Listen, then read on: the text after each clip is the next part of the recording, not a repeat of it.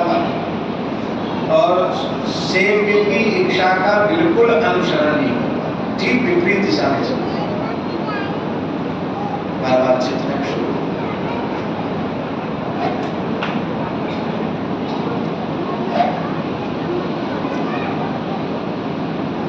उत्तम सेवक का मिलना बहुत कठिन है, इसलिए तो कहा सेवा धर्म कर्म करना योगिनाम अप्यगम्या, योगियों की बड़ी सेवा। तो दूसरा व्यक्ति सेवा में आया तपस्या जैसी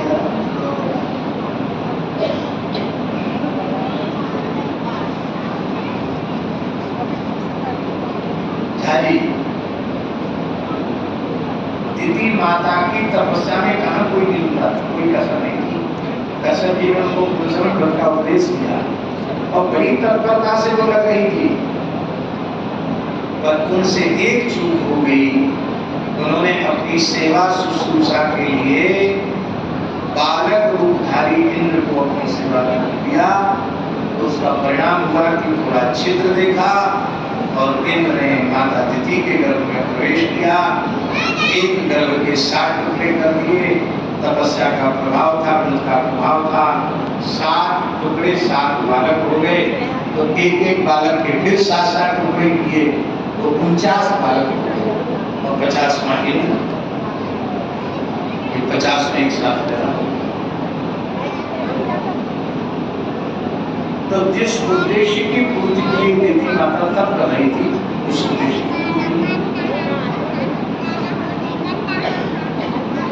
अदिति माता केवल 12 दिन का व्रत कर रही है प्रयोग, पर उनके उद्देश्य की पूर्ति पूरी हो रही है, क्योंकि अदिति माता ने अपनी सेवा में किसी को नहीं रखा। कमी सब देवताओं के पुत्र कितनी बहुएं उनकी, किसी बहू को सेवा में रख ली थी। कश्यप जी के तमाम शिष्य हैं, किसी एक ब्रह्मचारी को सेवा में रख ली नहीं। अनुष्ठान यदि आप कर रहे हैं, आपको किसी भी मनुष्य मात्र की सेवा नहीं लेनी। हाँ, अब शरीर अत्यंत बद्ध है और अब बिना अपने सहाय से चल ही नहीं सकते, तो अलग कर सकती हो।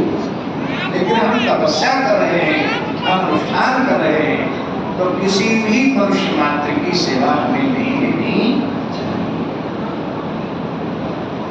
नहीं तो तब में विघ्न हो जाएगा। और मनुष्य की सेवा से तो विघ्न होगा, कहीं देवी को सेवा में रखिए तब तो सब चौपटी हो जाएगा। क्योंकि जब तक उन्हें जलाशय धारी हुई ग्रीष्म सोखे सवना। तो यह शिक्षा भगवान ने प्रदान की। भगवान पंपा सरोवर पर ऋषिमुख पर्वत के निकट आए और उस समय सुग्रीव जी ने भयभीत होकर के श्री हनुमान जी से कहा कि तुम इन युगल तेजस्वी वीरों का परिचय प्राप्त करके आओ। ये किस प्रयोजन से इस क्षेत्र में आ रहे हैं, ये कौन है? तो श्री हनुमान जी महाराज बट ब्रह्मचारी के रूप में पधारे और हनुमान जी का श्री रघुनाथ जी से संवाद हुआ। और उस संवाद में हनुमान जी ने अपना वास्तविक स्वरूप प्रकट किया, भगवान के चरणों में प्रणाम किया। बहुत प्रसिद्ध दोहा है मानस का, एक बंद में वो हृदय ज्ञान वो ही विसारियो दीन बंधु।